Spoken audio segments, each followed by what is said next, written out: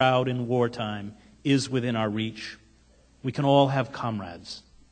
The danger, the external threat that is posed when we face an enemy does not create friendship. It creates comradeship. Those in wartime, just as those who live through danger and trial, are deceived about what they are undergoing. This is why, once the war ends, these comrades again become strangers to us. And this is why, after war, we fall into despair. In friendship, there is a deepening of our sense of self. We become, through the friend, more aware of who we are and what we are about. We find ourselves in the eyes of the friend. Friends probe and question and challenge each other to make us more complete. They draw the secrets out of each other and know finally that inner core of being that makes all of us special. In comradeship, the kind that comes to us in patriotic fervor, there is a complete suppression of self-awareness, self-knowledge, self-possession. Comrades seek to lose their identities in wartime for the collective rush of a common cause, a common purpose. They are like erotic lovers. In comradeship, life is ecstatic and corporate, as opposed to friendship, where life is singular and individual. In comradeship, there are no demands on the self. This is part of its appeal and one of the reasons we miss it and seek to recreate it. Comradeship allows us to escape the demands on the self that is part of friendship. And this is why once war is over, once the danger that links us together is past, these feelings are always extinguished. In wartime, when we feel threatened, and I notice our Attorney General is doing his best to make us feel threatened often, we no longer face death alone, but as a group, and this makes death easier to bear. We are noble. We ennoble ourselves. We commit self-sacrifice for the other, for the comrade.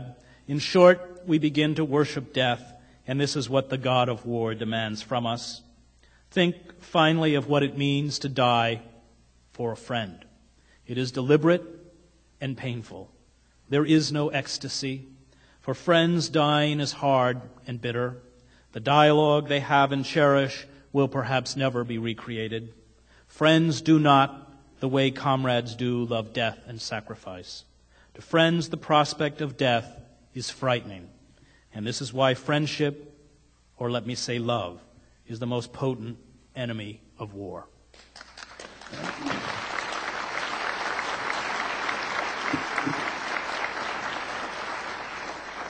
We do not see in the images of war in films and novels and the mythic narratives the government and the press spins out for us what war is like. We do not see war in the televised images sent back to us from Iraq. The war is carefully packaged the way tobacco or liquor companies package their own poisons. The titillation is there, but in doses we can digest. There are no graphic images of young men with their legs blown off by anti-tank mines bleeding to death in the sand. And I give you this specific image because I saw it in the first Persian Gulf War with Iraqi soldiers trapped in a minefield. War is given to us by the press with a coherency and logic it does not have. We taste a bit of war's exhilaration in the images, but are safe. And in this safety, we are fooled into believing that we can control war instead of the awful fact that war always controls and ultimately, if we do not get out, destroys us. We can thrill in the perversity of war, even as we watch reports or films or read books that are meant to denounce war. It is almost impossible to produce anti-war films or books or documentaries that also present images of battle. It is like trying to condemn pornography while showing erotic love scenes. The prurient fascination with violent death always overpowers the message. There is a film by René Clément, the French filmmaker, called Le Jeu Interdit. It is about two children who play in World War II in France. They bury things. They become obsessed with death. But there is only one scene right at the beginning when they are fleeing with a column of French refugees and are attacked by German planes. The little girl's parents are killed, and she is told they have been buried.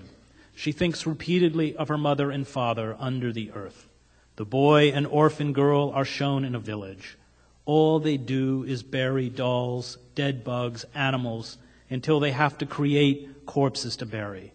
Their lives, their focus, their actions are concerned only with death.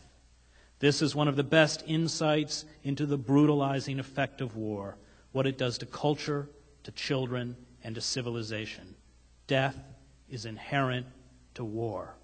Yet we are sadly unaware of how war distorts us, how it brings out within us the morbid, the brutal, the macabre. We embrace instead the abstract words of glory, honor, courage that mask the reality of war. War is part of the modern industrial landscape. Indeed, its tools are often the cutting edges of technology. Modern society created industrial warfare in World War I. It created ways in which thousands of people who never saw their attackers could die in an instant. Weapons that carry out this impersonal mass slaughter can be beautiful. They are crafted, sleek, and harbor within them awesome power.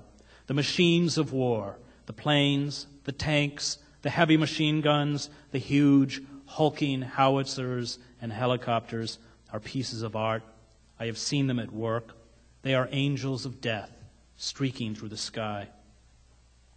I was once with a unit of guerrillas in El Salvador when some Huey helicopters raced in over a lake to hunt us down. We hid in the ruins of an abandoned village, darting from wall to wall, and standing with our backs to the shattered bricks so our hunters could not see us as they passed low overhead. Even then, as I looked up at these machines that were trying to kill me, I found them seductive. And we are the biggest dealer of war on the planet. We sell more arms abroad than all of the other countries in the world combined. We sell these weapons to be used to empower others to kill. We promise the users victory or the flip side, the death and defeat of their enemies. Once these weapons are acquired, once a state or ethnic group feels emboldened with these weapons, they must then manufacture war itself, manufacture the need for war. We make the tools, and many times we make the war too. The chief institutions that peddle war are the state and the press. Nearly every war correspondent has seen his or her mission as sustaining civilian and army morale. The advent of photography and film did little to alter the incentive to boost morale, for the lie in war is almost always the lie of omission.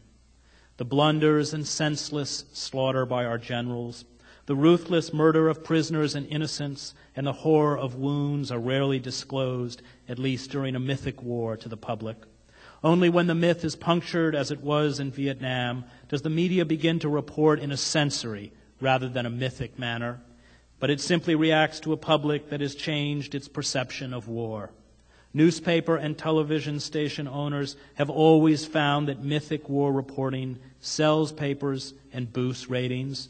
Look at CNN, MSNBC, and Fox. Real reporting does not. This coverage was typical.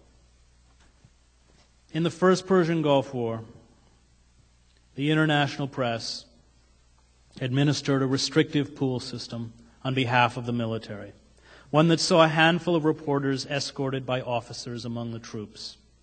This was expanded in this war to include those reporters who were embedded. These pools file reports in the First Persian Gulf War back to the press, most of whom sat rewriting the stories or sharing the pool video in hotel rooms.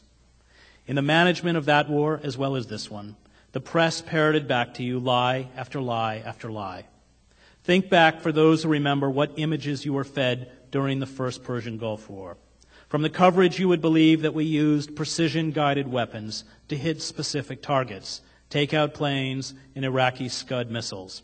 But the use of precision-guided weaponry was only a tiny percentage, 3 or 4% of the ordnance dropped on Iraq.